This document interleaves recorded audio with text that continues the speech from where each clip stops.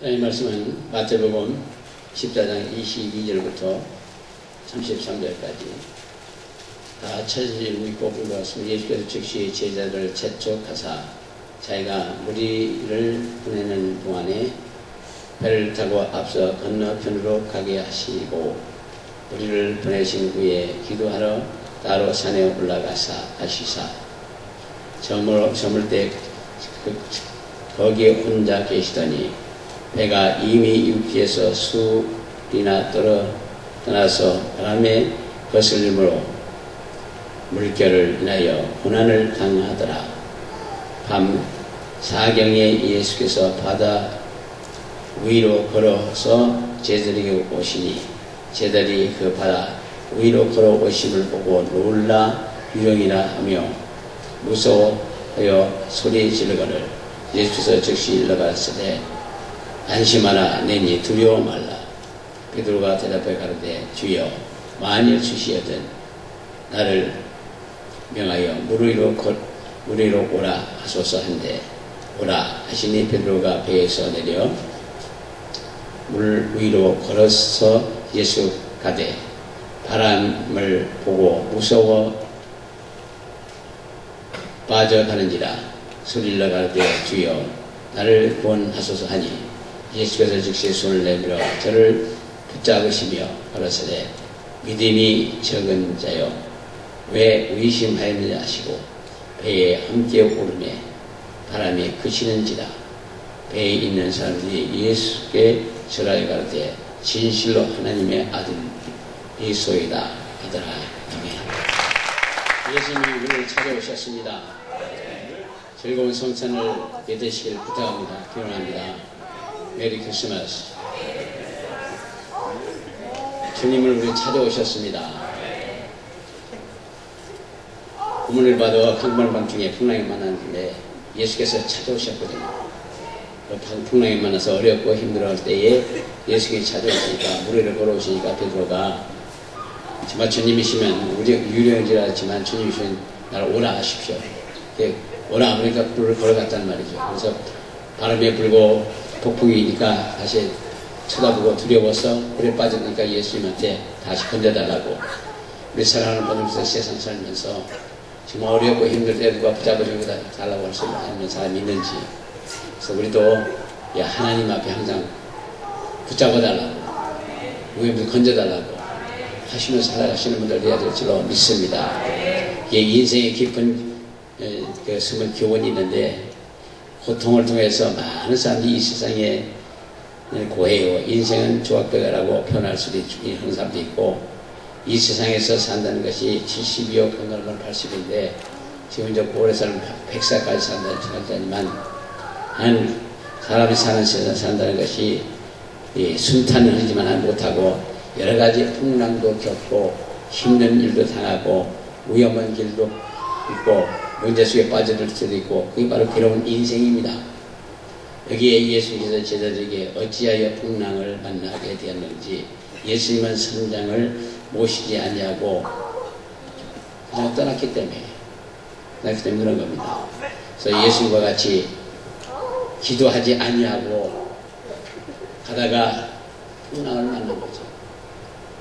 그래서 예수님은 믿지 아니하고 출항한다는 것이 바로 예수님 믿지 않고 우리가 세상 산다는 것이 이런 일을 당할 수 있고, 정말 죽겠다고 소리를 낼 수도 있고, 어렵다고 힘들어서 건져달라고 애원할 수도 있고, 어제 심한 풍랑을 만나서 신음하는 제자들을 긍휼히 여겨 예수님은 하산하사 친히 찾아오신 거예요. 여기에서 몇 가지 깊은 교훈이 있는데, 예수님은 우리 인간을 찾아오신 역사적인 사건을 깊이 생각해 보면 사람들의 소원이나 요청에 따라서 찾아오신 것이 아니라 바로 우리의 삶 속에 찾아오신 분이 예수님이시고, 그렇기 때문에 예수님 탄생하신 날을 기뻐하고 즐거워하고 이렇게 기념도 하고 그런 거 아닙니까? 그래서 주님은 지극히 우리를 사랑하시기 때문에 찾아오신 거예요.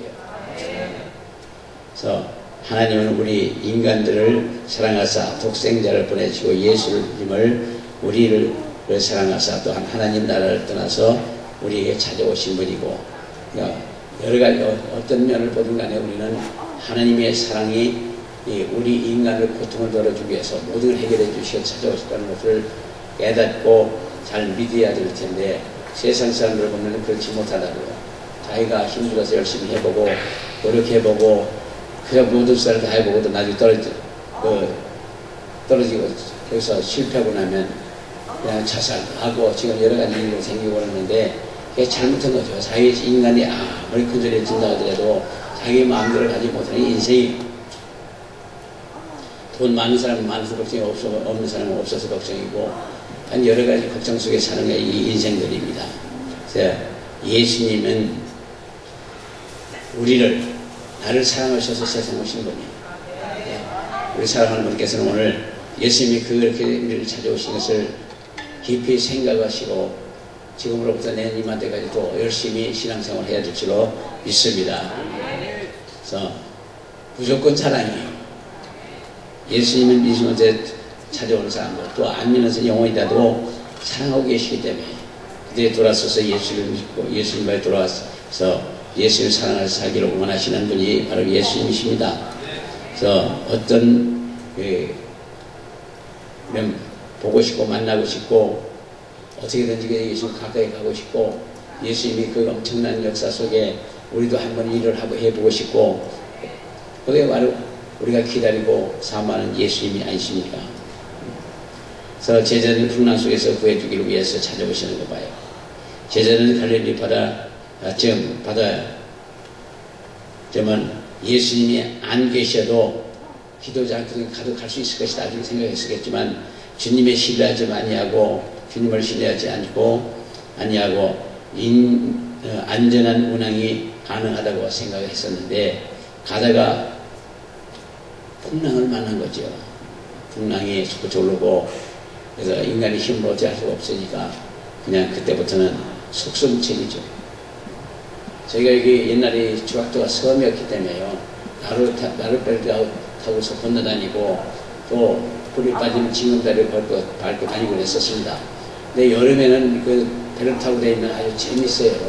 편안하고 장난도 하고 그러는데, 겨울에 저쪽에서 키 큰 구름이 뜨기 시작하면 가을철부터, 가을부터 구름이 뜨기 시작하면 그 당시에 저기서 파도가 몰려들면 이게 파도 풍랑이 일어나요. 그러면 그 배 타고서 움직이면 배가 뒤집혀요. 그러니까 불이 파도가 쳐도 가만히 앉았어야 되는데 한쪽에서 일었으면 파도가 치면 일었으면 저기 엎어져요. 그렇기 때문에 이제 누가 뭐래도 그냥 가만히 앉았으라 그러죠. 근데 파도를 정면으로 타고 넘어야지 옆으로 타다가는 넘어가요. 그러니까 그 배 타는 것도 여러 가지 방법이 있지만, 어찌됐든 여기서 배 타고 겨울철에 건너다 보면 위험하고, 그래서 건너지 못할 때도 있고, 저 건너서 불 펴놓고 물이 나가도록 기다리기도 하고, 또 그 당시에 성해가 바다 얼음이 많이 쌓여갖고 건너오지 못할 정도의 쌓이는 거예요. 그러면 바로 저 건너 어디서 가갖고 하루 종일 같이 어디서 자고, 그리고 그 다음날 오기도 하고 그러더니 이게 바로 수락조입니다. 네, 그 당시는 얼음이 많이, 바다에 얼음이 많이 쌓였었어요. 그래서 지금 여기 다니는 길이 바다에 얼음이 쌓여가지고 다니지 못하고 산으로 다녔었는데, 어찌됐든 그런 과정 속에서 여기서 학교를 다니고 또 살기도 했는데, 그 바다가 풍랑이 한번 일기 시작하면 걷잡을 수 없이 몰아쳐오거든요. 근데 가장 바다에서 무서운 파도는 하얗게 말려드는 파도예요. 이게 바다가 하얗게 끝에 하얗게 말려드는 그 파도. 그 파도에 잘못 만들면 그냥 배가 엎어지거든요. 그러니까 그런 아마 여기 제자들도 그렇게 됐을 것 같아요. 그러니까 예수님을 이제 찾고 기다리지도 않고 떠났다가 바람을 만나고 난 후에 어찌할 바를 모를 때 예수님이 불을 걸어서 찾아오시는 거 아닙니까? 그러니까 처음에는 이상한 거 유령이 오나, 그러다가 예수님이 날 좀 걸어오라고 하고, 그래서 네가 바로 걸어와라. 예수님을 바로 가다가 바로 불을 걸었지만 예수님을 바라보지 않고 옆에 풍랑을 보고 바람이 불어치는 걸 보고 두려워서 물속에 빠져드는 같이 우리 사랑하는 모두께서 세상에 아무리 환난과 폭풍이 다가온다 하더라도 예수님만 바라보고 기도하고 가면은 할 수가 있어요.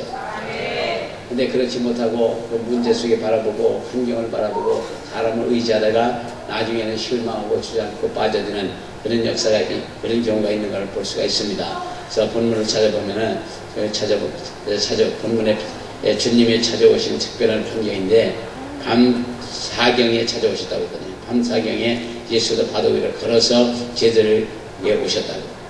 본문 25절에 말씀한 같이 밤이라는 것은 어둡고 앞이 안 보이는 일을 할 수 없는 그러한 환경을 밤중하니까 삶의 앞에 실같이 어둡고 사슴같이 들이 막히고 험한 파도가 몰려 닥쳐온다 할지라도 우리는 예수님만 바라보고 예수님을 따라 걸어가면 갈 수 있지만 그렇지 못해 옆으로 보면 그냥 빠져들어요. 길을 잃어버리고 불안과 공포에 쌓이게 되고 희망을 잃어버리게 되고 절망을 하고 좌절하게 되는 것을 볼 수가 있습니다. 그러면 이러한 밤은 실패와 고통과 슬픔의 밤일 수가 있고요.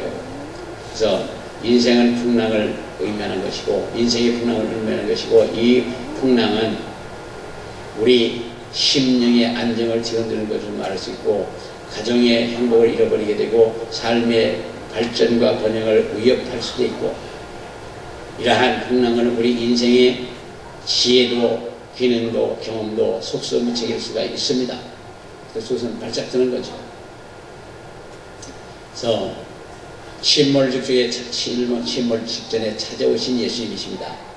배는 위험하지만 베드로는 대단히 위험한 처지에 빠져 있었고 주님을 손으로 그를 구해주시는 손을 잡아 배에 그를 올려주시는 그러니까 이 어려운 힘들고 어렵고 그렇다 하더라도 예수님한테 부르짖고 기도하고 그리고 구해달라고 그러면 손을 잡아서 구해주시는 거예요. 그러니까 주님은 손으로 구해주신 같이 사람으로서는 도저히 할 수 없는 그런 불가능한 처지에 있을 때에 구출해 주시는 그런 역사가 있는 걸 볼 수 있습니다. 그렇기 때문에 예수님이 오시는 날을 그 2000여 년 전에 오신 그 예수님을 지금도 온 인류가 찬양하고 기뻐하고 즐거워하고 기념하고 예배하고 그런 거 아닙니까? 그러니까 우리 이 예수님을 오신 것을 잘 기억하셔야 돼요. 밖에 안 믿는 사람들은 지금도 뭐 이러다가 그냥 물에 빠져 죽고 이리저리 빠져 죽고 자살해 죽고 약 먹고 죽고 그냥 목매다 죽고 하는 사람들 많잖아요. 그러니까 그들은 인간의 생각을 가지고 일을 하다가 실망하고 나중에 한계에 부닥치면 내가 죽어버리면 끝나는 줄 알지만 죽으면 그 뒤에는 어떻게 할 거예요? 하는 사람들. 그러니까 우리 사랑하는 분들께서는 그저 어려운 시기가 다가오면 더 열심히 기도하셔요. 실망하고 좌절하고 주저앉지 마시고. 그래서 본문 32절 33절에 보면 배에 함께 오르심에 바람이 그치는지라 배에 있는 사람이 예수께서 전하여 가로되 진실로 하나님의 아들이시라 하더라. 이제 그때서야 하나님의 아들 예수님을 알았던 거죠. 그러나 우리는 이미 예수님은 하나님의 아들이신 것을 믿잖아요. 그리고 전능하신 분을 지금 믿고 그러니까 그분을 바라보시고 그분한테 모든 걸 맡기셔요. 내 생각으로 내 수단으로 내 힘으로 하려고 하지 마시고 몽땅 맡기시자고요. 그러니까 밤중이라도 그냥 예수님이 배에 올라오시니까 파도가 잠잠하더라. 예수님이 우리에게 오시면 모든 게 환경이 조용해지고 좋은 방향으로 바뀌어요. 그래서 근본 바람을 그치게 하고 근본 문제를 해결해 주시는 걸 볼 수 있는데 모든 사람이 주께 경배하더라. 순종과 신앙을 가져야 됩니다. 예수님의 말씀에 예수님의 역사 속에 몽땅 순종하고 겸손하고 이런 신앙을 가지시면 우리는 살아감에 있어서 별 문제가 없어요. 그리고 사실 모든 사람에게 돼야 돼. 죽게 돼야 되더라고. 근데 지금 보면 그렇지 않은 모든 사람은 그렇게 하는 걸 볼 수 있고 너무 서로 힘들어하는 걸 볼 수 있는데 예수님께 죽게 돼야 된다 하면은 힘들 게 아무것도 없습니다. 문제가 될 것도 없고 질문 바로 알게 되고 이로 인해서 암흑 속에서 암흑의 세계에서 광명의 세계로 공포의 세계에서 안식의 세계로 죽음에 처해 있는 처지에서 구원의 안전한 항해를 하게 되는 걸 볼 수가 있습니다. 여기 사랑하는 모든 분께서는 시험의 바람과 환난의 파도가 설레고 우리에게 다가올 때 주님은 우리의 선장으로 모시고 항해하면 안전하단 말이에요. 그래서 우리 인생길에 주님과 함께하면 모든 일이 형통하고 안전하고 즐겁고 복된 삶을 살 수 있다는 걸 믿으시고, 그래서 우리가 예수를 믿고 기뻐하고 즐거워하고 예수 오신 날을 기뻐하고 즐거워하고 또한 믿고 따르는 사람들이 아니냐 말입니다. 우리 사랑하는 분께서는 2011년도 잘 넘어갔으니까 2012년 더더욱 축복 속에 잘 넘어가게 해달라고 기도하시면서, 그 아무리 풍랑이 어떻게 오고 미래가 어떨지 모르지만 예수님과 함께 하시면 안전하다는 걸 믿으시고 항해하시는 분들 되시길 예수님과 축원합니다.